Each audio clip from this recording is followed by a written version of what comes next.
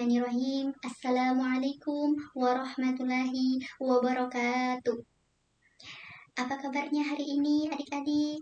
Alhamdulillah, luar biasa ya semangatnya.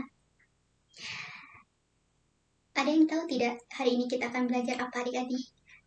Ya, betul sekali. Kita akan belajar tentang Isra Miraj Nabi Muhammad SAW.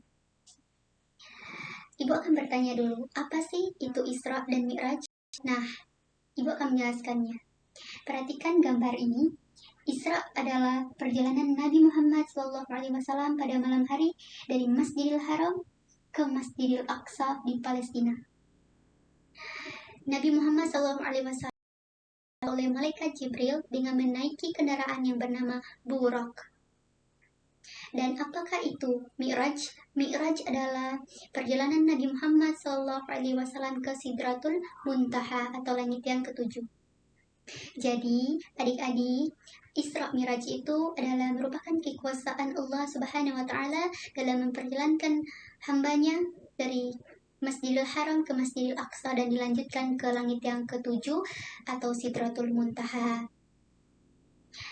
Nah, sekalian, sampai di sini sudah bisa dipahami ya. Dalam perjalanan Nabi Muhammad SAW ke Sidratul Muntaha ini, Nabi Muhammad menyaksikan beberapa kejadian atau peristiwa. Di antaranya yaitu yang pertama, Nabi Muhammad SAW melihat atau menyaksikan seseorang yang perutnya itu membuncit, teman-teman. Adik-adik sekalian, perutnya membuncit dan ketika dia berbaring, tidur, dan duduk pun dia merasa sangat kesusahan. Ini adalah merupakan gambaran orang-orang yang ketika hidup di dunia, dia memakan harta yang riba atau harta yang tidak halal. Nah, jadi ketika kita membeli, misalkan kita akan membeli sesuatu snack misalkan, adik-adik di sini itu harus menggunakan uang yang halal.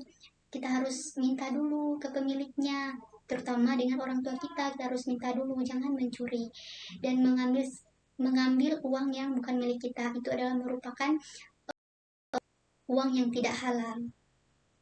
Dan peristiwa yang kedua, adik-adik sekalian, Nabi Muhammad SAW menyaksikan orang yang dia memotong lidahnya sendiri, karena orang ini ketika hidup di dunia dia sering membuka aib orang lain atau sering kita sebut dengan ghibah.